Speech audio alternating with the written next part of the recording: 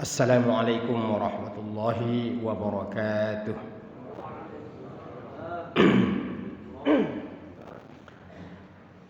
Alhamdulillahi rabbil alamin. Wassalatu wassalamu ala asyrafil anbiya'i wal mursalin Nabiyina Muhammadin wa ala alihi wa sahbihi ajma'in. Rabbi syrah li sadri wa yassir li amri wahlul 'uqdatam min lisani yafqahu qawli.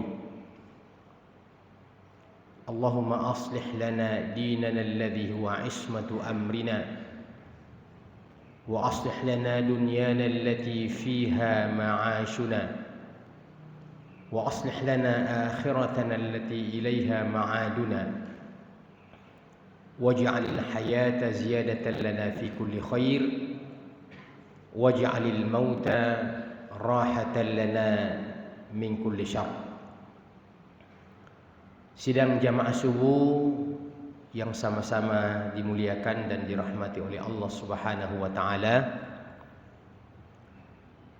Semalam kita mengangkat tema menjadi mulia dengan Al-Qur'an. Al-Quran itu sendiri adalah bacaan yang mulia. Makanya di pembungkus setiap Quran itu tertulis Quran Karim, bacaan yang mulia.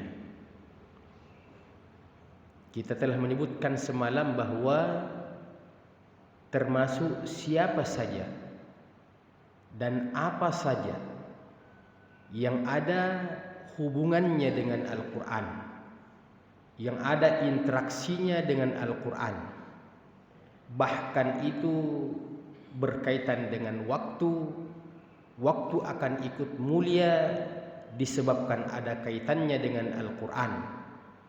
Bahkan tempat turunnya Al-Quran ikut menjadi mulia karena dia memiliki hubungan emosional sebagai tempat yang paling bersejarah. Maka yang terakhir adalah kita sebagai manusia, apatah lagi sebagai orang-orang yang beriman, justru kitalah yang menjadi inti harapan interaksi akan selalu ada dalam kehidupan kita ini. Maka ada 5 tahapan-tahapan kita dikategorikan sebagai orang yang berinteraksi dengan Al-Quran. Yang pertama sekalian, kita memulai berinteraksi dengan Al-Quran ketika kita mulai membaca Al-Quran. Ketika kita mulai membaca Al-Quran, kita mulai membuka lembaran-lembaran Al-Quran. Apatah lagi seperti di bulan suci Ramadan ini, memang kita programkan untuk bisa khatam minimal sekali dalam bulan suci Ramadan ini. Kita mulai dari surah Al-Fatihah, kita urut, kita khususkan satu Quran yang memang kita mengetahui di mana batas akhir daripada setiap pemberhentian bacaan, dan ketika kita akan melanjutkan, kita akan mulai di mana kita terakhir berhenti. Itu karena membaca Al-Quran adalah salah satu di antara interaksi yang paling dianjurkan di dalam hadis Nabi sallallahu alaihi wasallam. Nabi sallallahu alaihi wasallam bersabda tentang orang yang membaca dan berinteraksi dengan Al-Quran. Bukankah Nabi sallallahu alaihi wasallam mengatakan, "Man qara'a harfan min kitabillah falahu bihi hasanah." Siapa yang membaca satu huruf, dengarkan baik-baik redaksi hadis itu, siapa yang membaca satu huruf dari Al-Quran yang 30 juz ini, maka setiap satu huruf itu akan diberikan pahala kebaikan, satu kebaikan. wal hasanatu bi asyri amsalha. Kemudian satu pahala kebaikan itu dilipat gandakan lagi menjadi 10 kali lipat kebaikan. Jadi salah satu di antara ciri khas agama Islam ketika berbicara tentang pahala, ketika berbicara tentang ganjaran-ganjaran kebaikan, itu salah satu di antaranya yang selalu hal yang menggembirakan adalah adanya sesuatu yang selalu dilipat gandakan. Apa saja ini selalu janjinya dilipat gandakan. Membaca Al-Quran dilipat gandakan 1 menjadi 10. Yang lebih luar biasa lagi kalau masuk dari kaitannya dengan masalah berkorban dengan harta, itu bukan 1 menjadi 10, tapi 1 menjadi 700 kali lipat. Itu lebih luar biasa lagi. Bahkan ada firman Allah yang redaksinya, man dalladzi yuqridullaha qardan hasanan fayudha'ifahu lahu adha'afan katsira. Siapa gerangan yang sudi meminjamkan Allah dengan pinjaman yang baik. Begitu redaksi Al-Quran. Biasanya yang mau pinjam itu manusia.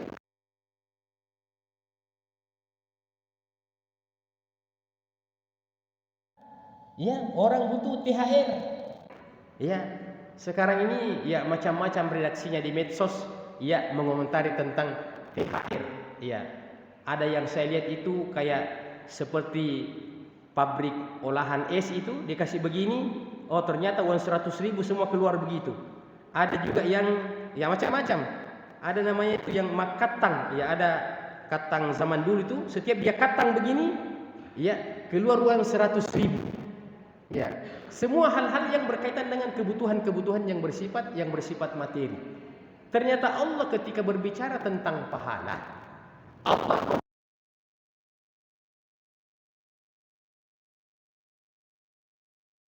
kita sehingga mengatakan, siapa gerangan yang sudi untuk meminjamkan kepadaku, maka aku akan melakukan pengembalian dengan pengembalian yang berlipat-lipat ganda.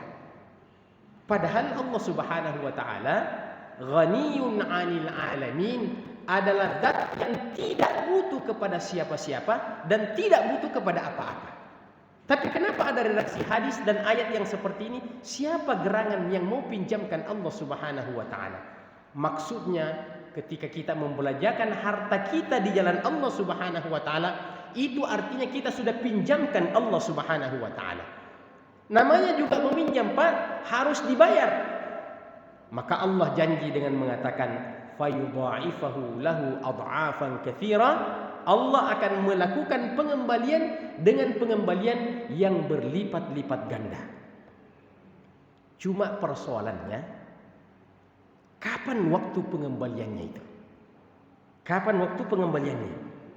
Kalau seandainya waktu pengembaliannya 3 hari sebelum Lebaran, ini baru kita katakan pokoknya berapa yang Allah butuhkan, saya akan transferkan. Masalahnya bukan menjelang Lebaran, yang lagi butuh-butuhnya kita beli baju baru, ya. Akan tetapi ternyata Allah tangguhkan itu, Allah undurkan pembayarannya. Sistem pembayaran Allah bukan sistem pembayaran cash, bukan sistem pembayaran kontan.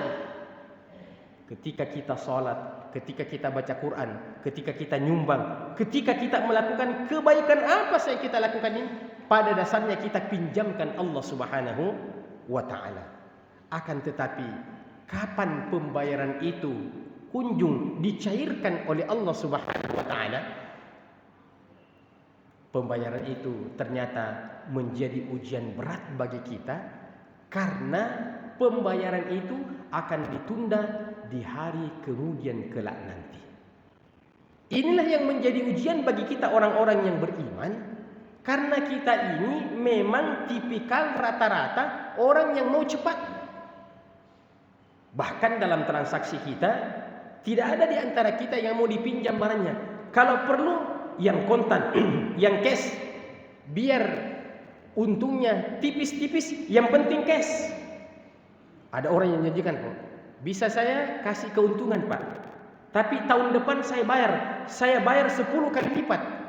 Biasanya kalau saya, Pak, ada sesuatu yang saya mau jual, ya, lagi butuh-butuhnya uang, tiba-tiba sistem pemain disebutkan bahwa tahun depan, langsunglah saya loyo, Pak, kalau begitu. Ya, buat apa? Ya, berlipat-lipat ganda, terlalu lama kita tunggu. Sekarang ini kita sudah mau belanja. Ternyata Allah Subhanahu wa taala menjadikan ujian transaksi antara hambanya dengan dirinya itu pembayaran yang ditunda. Dan itulah yang Allah sebutkan dalam Al-Qur'an.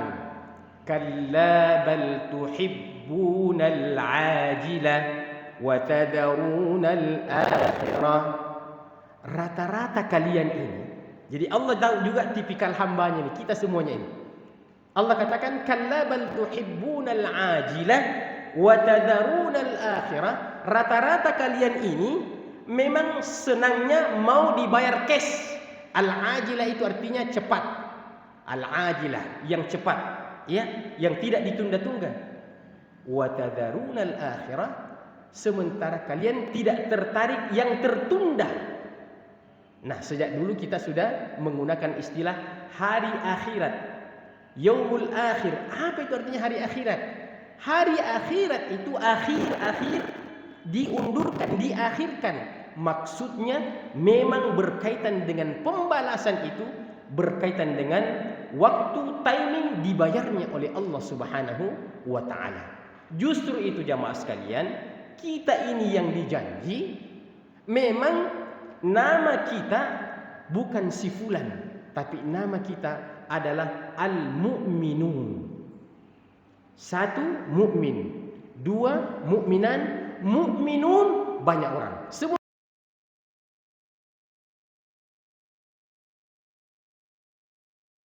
muslimun. Mukmin berasal dari kata-kata amana, yu'minu, iman. Iman itu artinya kepercayaan. Iman itu artinya kepercayaan. Mukmin adalah orang yang percaya. Orang yang percaya kepada persoalan apa? Orang yang percaya pada perkara-perkara yang Allah dan Rasulnya janjikan. Makanya kita ini orang yang melakukan ibadah itu harus dasarnya adalah orang-orang beriman. Ya ayyuhalladzina amanu kutiba alaikumussyam. Kira-kira apa yang menjadi daya tarik kita mau berpuasa, Pak? Apa yang menjadi daya tarik bagi kita? Apa motivasi kita menjadi daya tarik? Siapa yang mau lapar-lapar? Siapa yang mau haus? Siapa yang mau loyo di siang hari? Tapi karena kita orang beriman, kita percaya bahwa betul memang ada surga. Kita percaya bahwa memang betul ada neraka, ada hari pembalasan. Maka yang membuat kita ini termotivasi adanya keimanan kita ini. Jadi kita ini dikatakan sebagai orang beriman, artinya percaya saja, yang penting Allah dan Rasulnya bilang. Kalau Allah dan Rasulnya bilang ada surga, kita percaya saja. Kalau Allah dan Rasulnya mengatakan dilipat gandakan, kita percaya saja. Ada satu ayat lagi yang di atasnya tadi itu, Pak. Kalau baca Quran, 1 menjadi 10 kali lipat. Bersedekah 1 menjadi 700. Kemudian berlipat.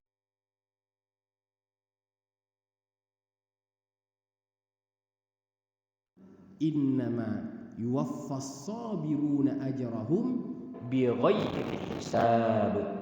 Innama yuwaffas sabiruna ajrahum bighairi hisab. Sesungguhnya Allah menyempurnakan pahalanya orang yang bersabar. Allah menyempurnakan pahalanya orang yang bersabar. Bersabar dalam hal apa sebenarnya ketika Al-Quran berbicara tentang kesabaran? Nah, ini perlu dijelaskan. Ketika Quran mengatakan sabar-sabar, apakah sabar itu? Ya, ditempelin mukanya. Ada ayatnya dalam Quran. Pokoknya jangan melawan. Sabar. Apakah itu yang dimaksudkan itu, Pak? Sabar itu ada 3 aspeknya. Kalau dikaitkan dengan sabar yang disebutkan oleh Al-Quran. Yang pertama, sabar dan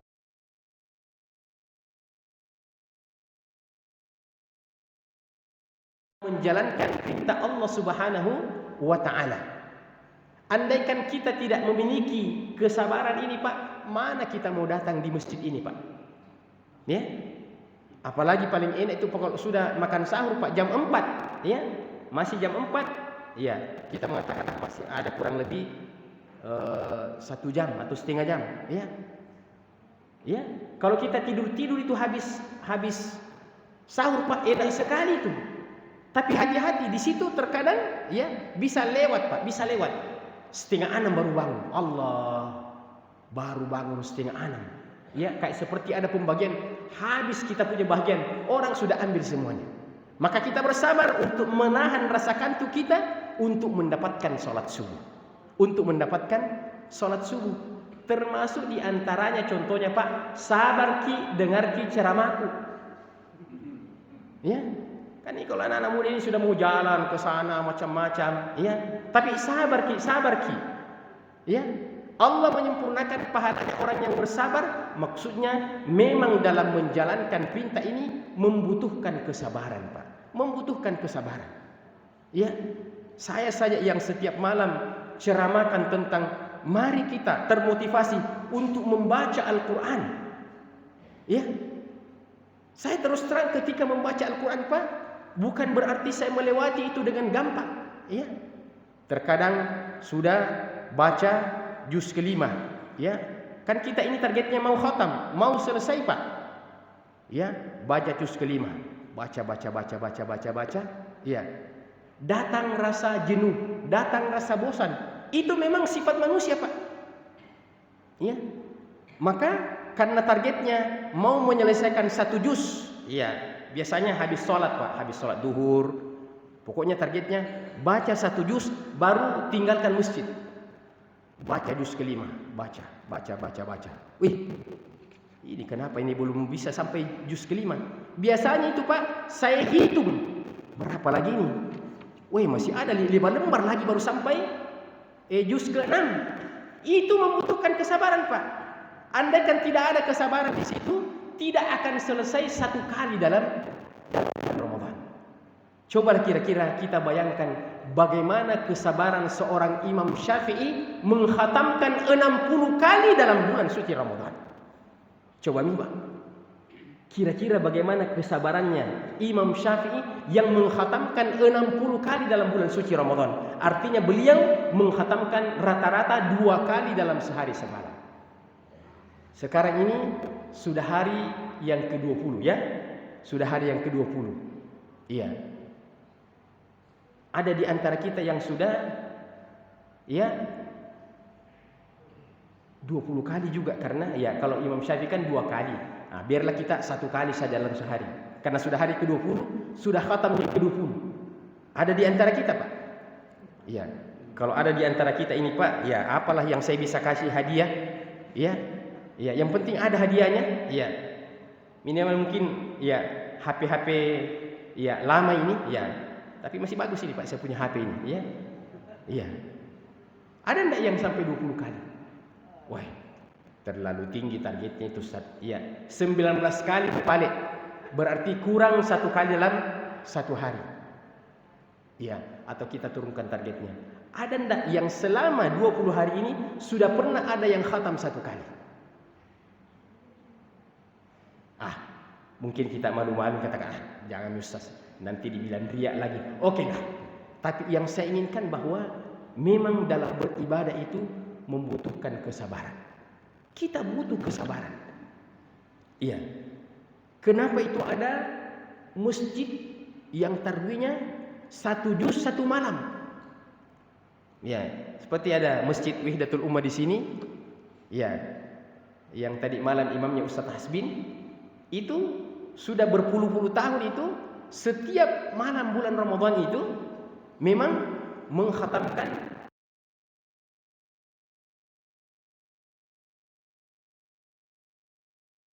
2 juz itu, Pak.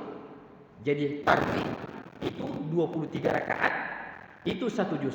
Nanti jam 2 malam itu 1 juz lagi, Pak. 1 juz lagi. Dan saya ada pengalaman. Semua kita yang pernah iktikaf di sana. Luar biasa itu Masjidil Haram dan Masjid Nabawi. Kalau di bulan suci Ramadan itu memang berubah itu jadwal-jadwal kita. Malam jadi siang dan siang jadi malam. Kan kalau siang asalnya kita bekerja. Kalau malam itu asalnya kita istirahat. Tapi kalau Mekah dan Madinah di bulan Ramadan, siang jadi malam, malam jadi siang. Betul-betul tidak ada tidur. Apalagi 10 terakhir bulan suci Ramadan itu, tidak ada tidur kalau di Mekah itu, Pak. Terutama di Masjidil Haram. Ya, orang baca Quran, orang berzikir, tiba saatnya untuk sholat, kita sholat. Ya, tapi begitu habis sholat subuh, manusia yang jutaan di dalam Masjidil Haram itu langsung kayak seperti ya orang yang ditebas lehernya semua, langsung tidur satu Masjidil Haram, Pak. Nah, itu tidak apa-apa tidur seperti itu. Kalau malamnya juga sudah 8 jam tidur, habis sholat subuh tidur lagi, kapan kau mau beribadah? Ya, kalau di sana tidur habis sholat subuh, bangun menjelang duhur, karena memang malamnya capek berdiri, Pak, qiyamul lail. Ya, itu tidak apa-apa. Ini menunjukkan bahwasanya bersabar itu yang pertama sabar dalam menjalankan perintah Allah. Yang kedua, sabar itu yang dimaksudkan jamaah sekalian adalah sabar dalam meninggalkan apa yang dilarang oleh Allah Subhanahu wa taala. Itu ingat itu. Jadi sabar menjalankan perintah Allah, kedua sabar dalam meninggalkan apa yang dilarang oleh Allah Subhanahu wa taala. Dan nampaknya memang pada perkara-perkara pelanggaran ini, ya perkara-perkara dosa itu memang Allah uji kita. Di mana setiap pelanggaran itu memang nampaknya ada candunya, ada hal yang enak di situ. Jadi siapapun yang mengatakan, ustaz pun itu mengakui bahwa melakukan pelanggaran itu ada unsur kecanduannya, Pak. Ya, itulah yang membuat orang-orang yang tidak faham ini, kenapa dia mendahulukan itu, kenapa dia melakukan pelanggaran itu, karena memang pelanggaran itu ada candunya. Ya, ada candunya. Berzina. Kenapa orang melakukan perbuatan itu? Karena ada candunya. Ya, memang enak. Ya. Tapi justru situlah ujiannya. Justru situ menjadi ujiannya. Orang yang melakukan kejahatan itu karena kecanduan melakukan ya kejahatan itu. Ternyata dia membutuhkan kesabaran. Coba kita di siang hari, tidak usah contoh berzina, penjahat itu terlalu jauh. Kita saja, andaikan kita tidak bersabar dalam menjalankan perintah Allah, mana ada puasa kita bisa selesai dalam 1 hari, Pak? Mana ada puasa kita bisa selesai dalam 1 hari? Iya. Umpamanya yang lebih menantang lagi, Pak, kalau kita puasa-puasa sunat di luar bulan suci Ramadan. Kalau di dalam bulan suci Ramadan ini, insya Allah. Ya, insya Allah semua kita bisa, insya Allah. Tapi yang terutama ke kita puasa-puasa sunat di luar bulan suci Ramadan,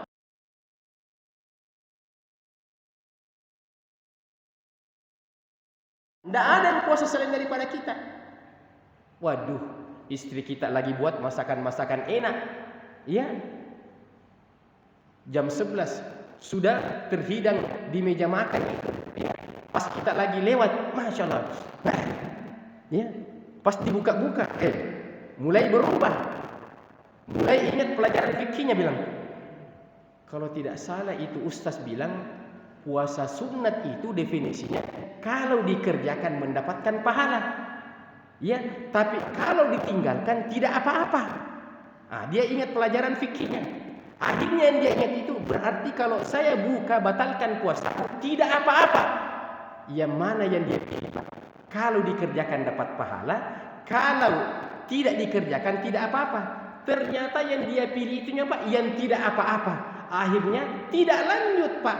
Baru jam 10 dibaca nih, Allahumma laka sumtu wa bika amantu wa ala rizqika aftar habab dhama wa btallatil uruq wa thabatal ajr insyaallah. Itu nanti maghrib baru dibaca itu.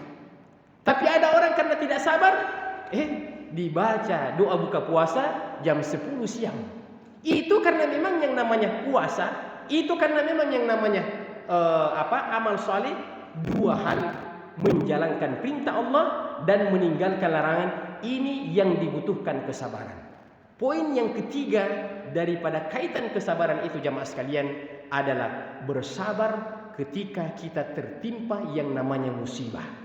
Jadi sabar itu ada 3. Saya ulang lagi. Sabar menjalankan perintah, sabar meninggalkan larangan, dan sabar ketika kita mendapatkan musibah sekecil apapun musibah itu. Makanya Allah mengatakan, alladzina idza asabathum musibah qalu inna lillahi wa inna ilaihi raji'un. Ya. Jadi inna lillahi wa inna ilaihi raji'un itu bukan di saat ada kerabat kita meninggal saja. Apa saja yang menimpa kita? Ya. Apa saja yang menimpa kita itu bisa semua inna lillahi wa inna ilaihi raji'un. Iya. Apa contoh sederhananya, Pak? Ya, kita ini sudah menggebu-gebu. Kayaknya masih ada saya punya tabungan ini. Iya. Dengan PD percaya diri pergi ke ATM. Ya, kasih masuk. Ya. Ternyata apa yang terjadi? Bunyinya itu mesin ATM, Pak. Mohon maaf. Ya. Mohon maaf, saldo Anda tidak cukup. Kira-kira kita mau marah-marah, Pak? Bilang kurang ajar ini, nahi-nahina kayak ini. Ya. Karena kita tahu bahwa kita ini seorang muslim adalah suka memberi maaf, wal afina 'anin nas. Maka jangankan sesama kita maafkan, mesin ATM pun kita maafkan, Pak. Karena dia katakan mohon maaf, saldo Anda tidak cukup. Apa sikap kita? Ya, oke. Kalau perlu kita sapu-sapu tuh, oke. Saya maafkan wahai ATM. Maka ternyata inna lillahi wa inna ilaihi raji'un. Ternyata sudah tidak bisa lagi narik. Itu musibah kecil-kecilan, Pak. Musibah kecil-kecilan. Mana lagi musibah yang besar-besar memang membutuhkan untuk kita kembali kepada Allah Subhanahu wa taala. Maka sebagai kesimpulan daripada ceramah saya di subuh ini, mari kita membaca Al-Qur'an, karena membaca Al-Qur'an ini adalah bagian daripada berinteraksi dengan Al-Qur'an. Sebenarnya ada 5 tingkatannya, tapi tidak mungkin kita jelaskan semuanya. Namun saya jelaskan yang 4 itu sebagai bentuk kesimpulan. Setelah kita membaca Al-Quran, kita berusaha untuk mempelajari Al-Quran ini biar kita faham. Dan setelah kita faham, urutan berikutnya, mari kita mengamalkan Al-Quran. Setelah kita mengamalkan Al-Quran untuk diri kita, berikutnya adalah mari kita mendakwakan Al-Quran. Mari kita menyebarkan Al-Quran. Mari kita mendistribusikan makna daripada Al-Quran. Yang kelima, setelah kita mendakwakan Al-Quran, kewajiban berikutnya adalah mari kita memperjuangkan Al-Quran. Mari kita memperjuangkan Al-Quran. Apa yang terjadi negeri kita ini, ya, dengan hal-hal yang sifatnya mungkin pelecehan terhadap agama, penghinaan terhadap agama, ya. Si murtad Saifuddin Ibrahim itu yang ketika mengatakan, ya hilangkan saja dari Al-Quran itu 300 ayat, mendidih kita punya ya darah, Pak. Apalagi kita tahu dulunya dia adalah seorang muslim, ya. Tiba-tiba ada orang yang mengatakan seperti itu, ya. Makanya ramai itu di grup-grup medsos, Pak. Ketika muncul lagi penyakitnya itu, sambar lagi dia bilang itu. Dia bilang, kapan ini orang lewat depan rumahku? Lembek kepalamu kalau lewat depan rumahku. Tapi kita mau apa, Pak? Ya, kita mau apa? Inilah salah satu di antara tantangan kita. Ya, di negeri kaum muslimin yang mayoritas ini, bisa-bisanya agama ini dilecehkan. Bisa-bisanya agama ini tidak mendapatkan perlindungan.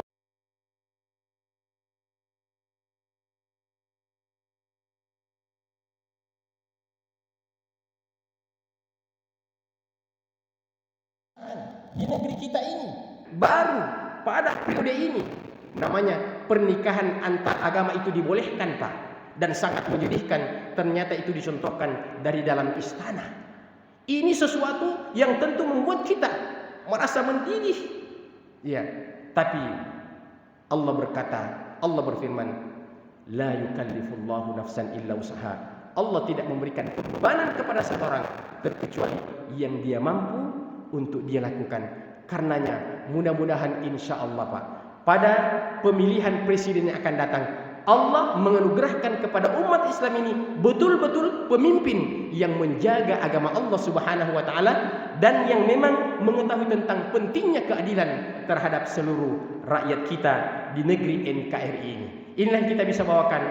Semoga bahagian daripada kita berinteraksi dengan Al-Quran dan itu kita mendapatkan kemuliaan insyaallah di dunia dan di akhirat. Subhanakallahumma wa bihamdika asyhadu an la ilaha illa anta astaghfiruka wa atubu ilaik wa akhiru da'wana alhamdulillahi rabbil alamin.